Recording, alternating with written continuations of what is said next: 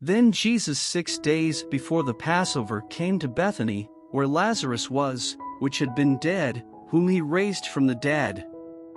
There they made him a supper, and Martha served, but Lazarus was one of them that sat at the table with him. Then took Mary a pound of ointment of spikenard, very costly, and anointed the feet of Jesus, and wiped his feet with her hair, and the house was filled with the odor of the ointment. Then saith one of his disciples, Judas Iscariot, Simon's son, which should betray him, why was not this ointment sold for 300 pence, and given to the poor? This he said, not that he cared for the poor, but because he was a thief, and had the bag, and bare what was put therein. Then said Jesus, Let her alone, against the day of my burying hath she kept this. For the poor always ye have with you, but me ye have not always. Much people of the Jews therefore knew that he was there, and they came not for Jesus' sake only, but that they might see Lazarus also, whom he had raised from the dead. But the chief priests consulted that they might put Lazarus also to death, because that by reason of him many of the Jews went away, and believed on Jesus. On the next day much people that were come to the feast, when they heard that Jesus was coming to Jerusalem, took branches of palm trees, and went forth to meet him, and cried, Hosanna, blessed is the King of Israel that cometh in the name of the Lord. And Jesus, when he had found a young ass, sat thereon, as it is written, Fear not, daughter of Shaun, behold, thy king cometh, sitting on an ass's colt. These things understood not his disciples at the first, but when Jesus was glorified, then remembered they that these things were written of him, and that they had done these things unto him. The people therefore that was with him when he called Lazarus out of his grave, and raised him from the dead, bear record. For this cause the people also met him, for that they heard that he had done this miracle. The Pharisees therefore said among themselves, Perceive ye how ye prevail nothing? Behold, the world is gone after him. And there were certain Greeks among them that came up to worship at the feast.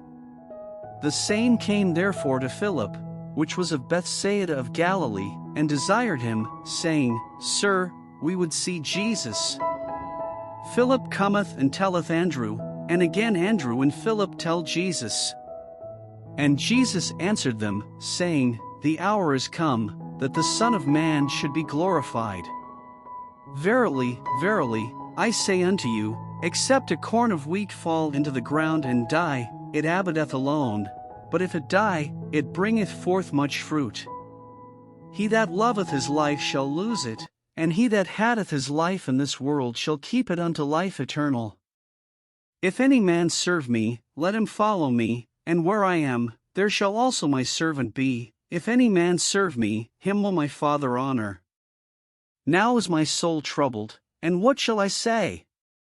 Father, save me from this hour, but for this cause came I unto this hour. Father, glorify thy name. Then came there a voice from heaven, saying, I have both glorified it, and will glorify it again.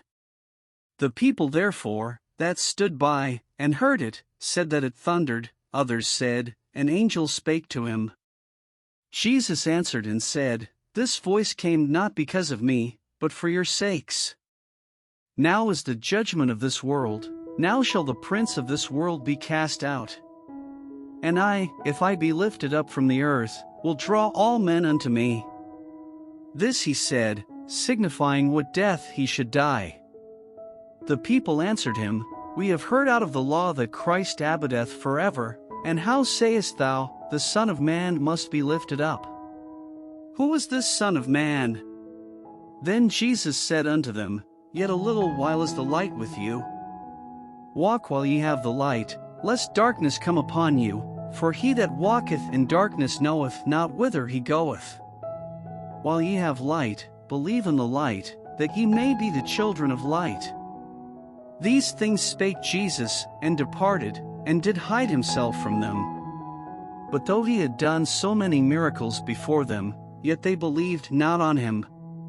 that the saying of Esaias the prophet might be fulfilled, which he spake, Lord, who hath believed our report? And to whom hath the arm of the Lord been revealed?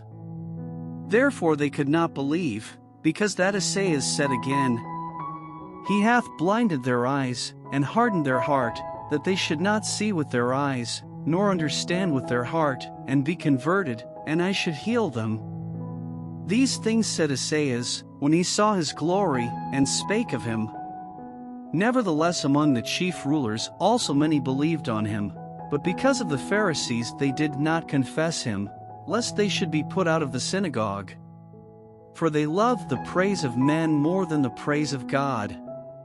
Jesus cried and said, He that believeth on me, believeth not on me, but on him that sent me. And he that seeth me seeth him that sent me.